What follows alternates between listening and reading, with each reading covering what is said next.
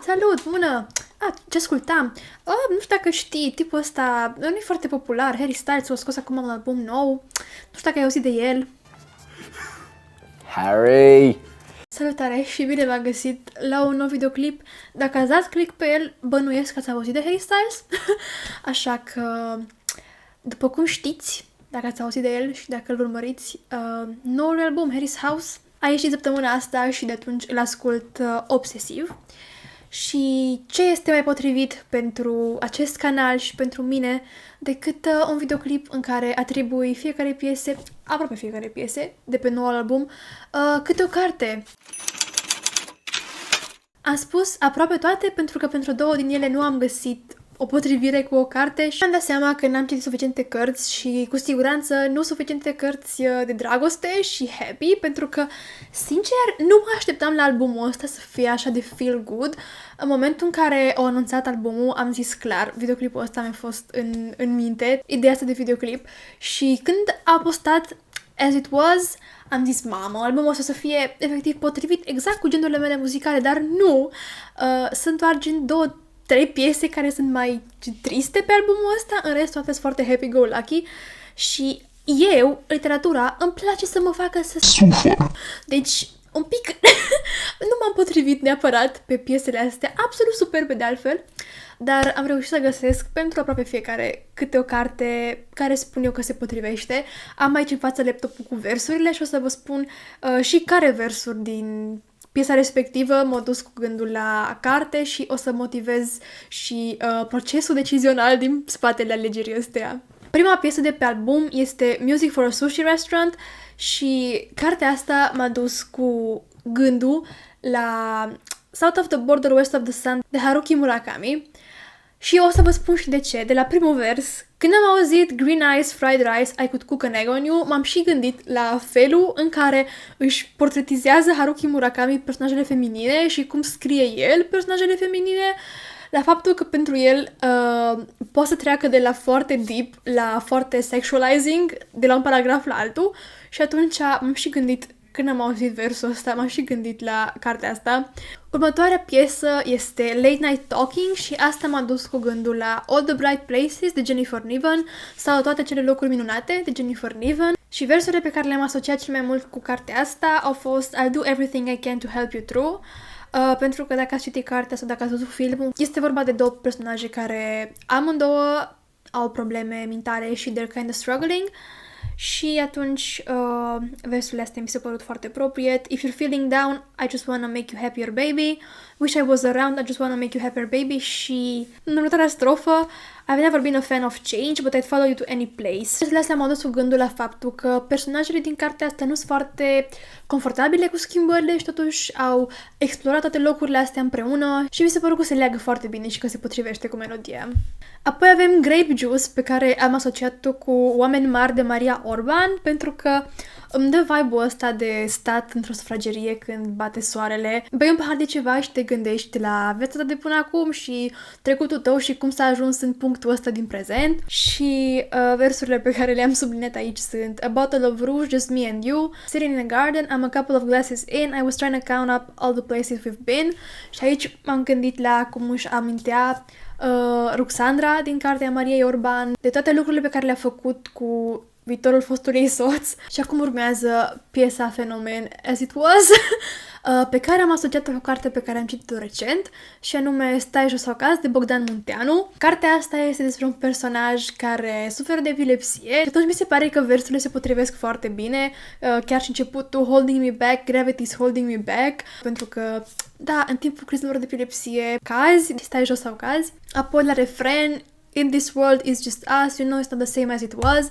Aici m-am gândit la faptul că practic acum a rămas doar el cu partenera lui împotriva bolii și nu mai e cum era în copilărie sau în adolescență. Trebuie încet încet să accepte boala asta și schimbările pe care trebuie să le facă, care vin împreună cu ea. Aici cam toată piesa îmi dă vibe-ul ăsta, pentru că mai avem și în strofa a doua că answer the phone, Harry, you're no good alone, why are you sitting at home on the floor, what kind of pills are you on? La asta m-am gândit la stigma, cu care era asociat boala lui, pentru că neștiind, lumea automat presupunea că este beat în momentul în care avea crize de epilepsie și cădea jos. Următoarea piesă este Little Freak și pe asta am asociat-o cu Normal People de Sally Rooney, oameni normali de Sally Rooney, dar din perspectiva lui, din perspectiva lui Connell. Refren: I was thinking about who you are, your delicate point of view, I was thinking about you, I'm not worried about where you are or who you will go home to, I'm just thinking about you. Și aici m-am gândit la felul în care Connell, chiar dacă ținea foarte mult la Marianne și se gândea constant la ea, nu i-a impus niciodată să nu vadă alte persoane și nu a fost niciodată controlling și cumva era depărtarea asta a lor, dar totuși îi ținea la oaltă faptul că constant se gândea unul la altul. Următoarea piesă, cred că printre preferatele mele, dacă nu preferata mea de pe album, Matilda, și aici am chiar două cărți pe care le-am asociat cu ea, și anume Eleanor Oliphant se simte excelent, de Gail Honeyman, și pe pământ suntem Strălucitor o clipă, de Ocean Vuong, sau On Earth We're Briefly Gorgeous, de Ocean Vuong. Efectiv, toată piesa, toată o asociez cu cărțile astea. O să cer daune morale pentru melodia asta, sincer. Masterpiece, deci genial. O să vă citesc doar câteva dintre versuri. Nothing about the way that you were treated ever seemed especially alarming till now, so you tie up your hair and you smile like it's no big deal. Astea, cum spuneam, le asociez cu ambele cărți în foarte mare măsură. Mi se pare că piesa asta este absolut minunată și se potrivește foarte bine cu genul de cărți pe care îmi place să le citesc. După cum se și vede că aici am două recomandări de cărți, nu doar una. Și refrenul, efectiv tot refrenul: You can let it go, you can throw a party full of everyone you know and not invite your family because they never showed you love. You don't have to be sorry for living and growing up. Dar aici m-am gândit la Eleanor, la faptul cum ea s-a maturizat, a reușit să își câștige independența față de traumele trecutului și a reușit să-și construiască un cerc de prieteni care îi devin încet familie și care o fac să se simtă inclusă și iubită, când relațiile cu familia ei au fost super abuzive și destructive. La strofa a doua, Matilda, you talk of the pain like it's all alright, but I know that you feel like a piece of you's dead inside. You showed me a power that is strong enough to bring sun to the darkest days.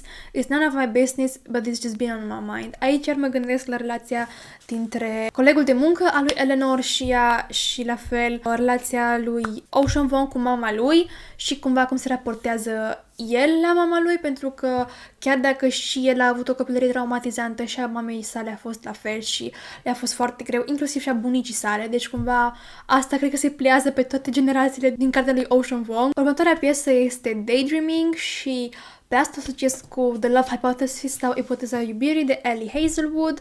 Dacă n-ați citit-o, oricum foarte mare vâlvă pe TikTok legat de ea, deci chiar m-aș mira dacă nu a ajuns foarte mare parte din lume să o citească. Este vorba de aceste două persoane care au ajuns să fie împreună mai mult din greșeală, dar care au fost de acord să rămână împreună, să se prefacă că sunt împreună pentru că aduce beneficii ambelor părți. Și aici versurile pe care le-am subliniat sunt: She said, love me like you paid me.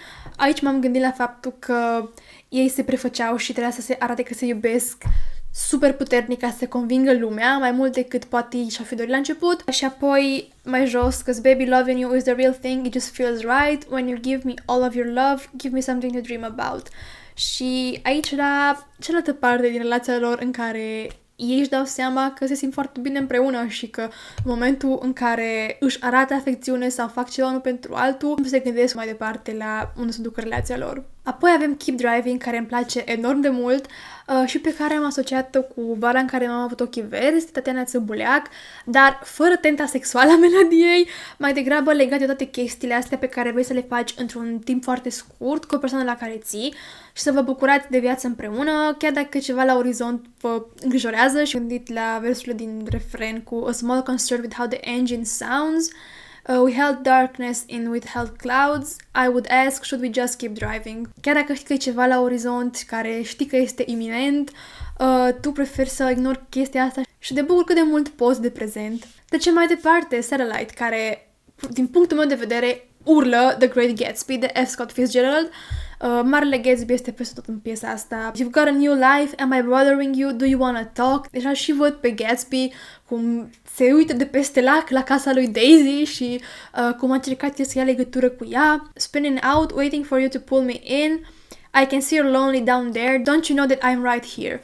Again, el o vede pe Daisy, o vede că Daisy încă caută excitement și se gândește că uite, sunt aici, uite petrecerile astea, uite, le fac pentru tine. Apoi avem Boyfriends, care este altă piesă dintre preferatele mele și aici am ales Normal People, dar din perspectiva ei. Cumva mi se pare că cartea lui Sally Rooney se pliază foarte bine pe astea două piese pe care am menționat-o, pentru că aici avem versurile următoare. Boyfriends, they think you're so easy, they take you for granted, they don't know, they're just misunderstanding. Și aici m-am gândit automat la diferențele de comunicare dintre Marianne și Connell și cum el n-a știut să-i spună când avea nevoie de ea. Și la bridge avem You're no closer to him, now you're halfway home, only calling you when he don't want to be alone. Oh, and you go, but why you don't know? Și aici m-am și gândit la scena în care Marianne era la ea în apartament cu prietenii ei și Connell o sună că era lovit sau că s-a bătut cu cineva și are nevoie de ea să plătească taxiul și ea se duce, iese de sculță în stradă, îi plătește. Exact la dinamica asta m-am gândit. Și apoi mai avem 3 piese de care nu sunt sigură și aici o să am nevoie de ajutorul vostru în comentarii, pentru că nu am așa cărți happy ca să le pot potrivi cu piesele astea. Pentru Love of My Life m-am gândit pentru o secundă la un bărbat pe nume Ov, dar nu sunt convinsă, nu știu dacă chiar se potrivește. Iar pentru Daylight și Cinema, pur și simplu, această cutiuță este goală, nu vine absolut nicio idee și faptul că citesc cărți care mă fac să sufăr, fac acest task imposibil când vine vorba de piese care sunt vesele. Deci mă bazez pe voi aici și de ce nu mă bazez pe voi și să-mi spuneți care sunt cărțile pe care le asociați voi cu melodiile de pe nou album. Vă aștept în comentarii, chiar sunt foarte curioasă să aflu și alte opinii și să ajung la alte cărți care aduc a piesele astea, m-ar bucura foarte tare. Sper că v-a plăcut, acest videoclip a fost ceva mai diferit și dacă v-a plăcut vă invit să dați un like acestui videoclip, să vă abonați pentru că ne apropiem încet de 1000, ceea ce este foarte exciting, plus că conform statisticilor YouTube mai mult de jumătate din oamenii care se uită la videoclipuri nu sunt abonați, iar pe mine asta m-ar ajuta foarte mult dacă v-ați abona. Sper că în următoarea perioadă să reușesc să-mi revin un pic cu postarea, urmează sesiunea, am avut o grămadă de proiecte, sper să reușesc cumva să scot la capăt cu toate pentru că îmi place foarte mult ce fac aici și sper că se vede lucrul ăsta. Deci de astea fiind spuse, vă mulțumesc că v-ați uitat și ne revedem cu bine!